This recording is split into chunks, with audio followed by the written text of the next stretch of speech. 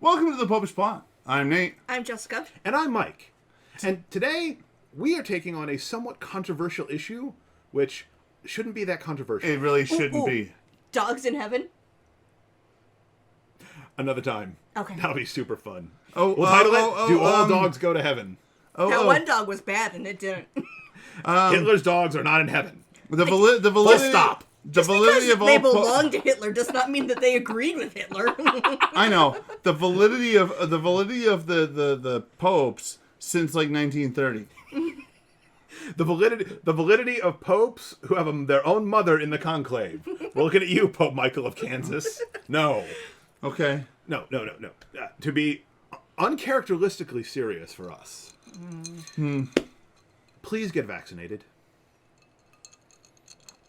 The COVID-19 plague has been a terrible, terrible thing.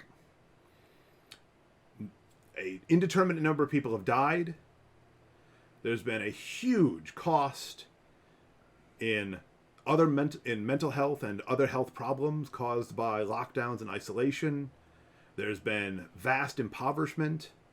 There's been a breakdown in the global trade system. And the surest way to get the world back running the way that we all want it to is if we all get vaccinated. And all of us here at the Popish plot we have taken that first step in that we have all been vaccinated. And we want to encourage you to do the same. We know that there are a lot of reasons why people might not want to get vaccinated. Perhaps you are concerned about the moralicity of the way that the vaccines are made. Perhaps you're concerned about the potential for nanobots in the vaccination. Yeah, or they're going to rewrite your DNA. Yeah.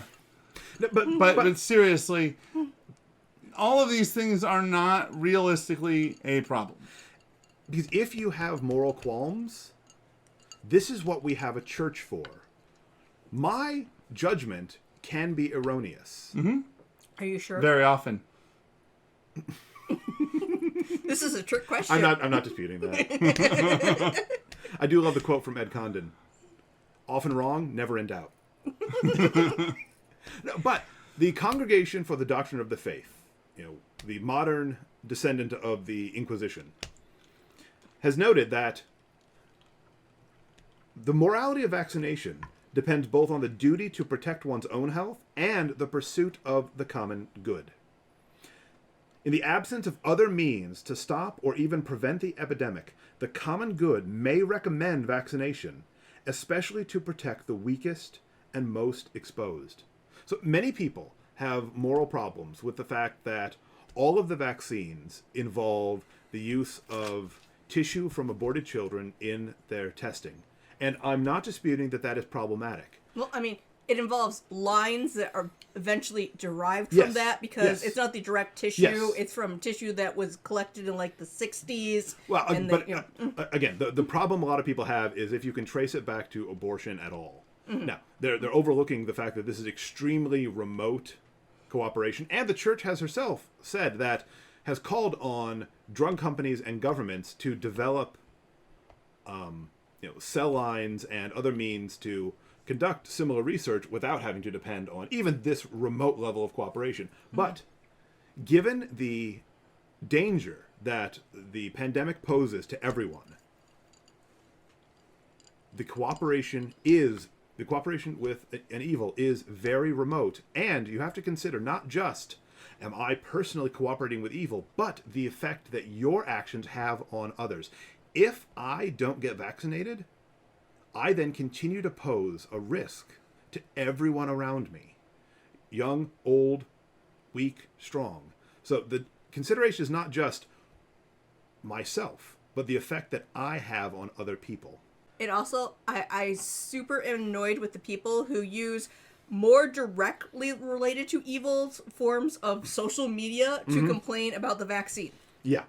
Well, I mean, hypocrisy abounds. Yes. Like, if you're going to argue that you cannot have any level of remote connection to evil, and that's why you can't, take a vaccine that might have had some testing done on cell lines, then you shouldn't be using the internet or phones or or electricity or shopping at pretty much any store that you know the name of that's not I know the owner personally. Or buying all sorts of products that have incredibly complex chemicals. Yeah. Yeah. The congregation clarifies that the morally illicit use of these types of vaccines in the particular conditions that make it so does not in itself constitute a legitimization, even indirect, of the practice of abortion. We are opposed to abortion in all circumstances, but that's not the only consideration here.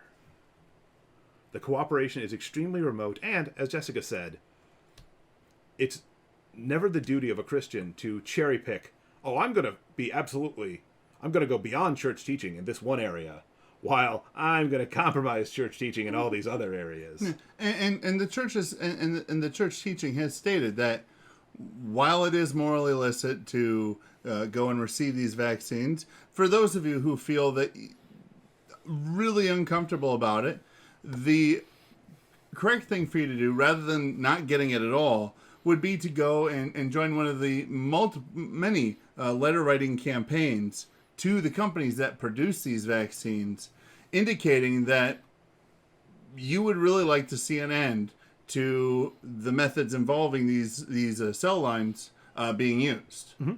Yep. A comprehensive letter writing campaign to the companies, to your representatives in government.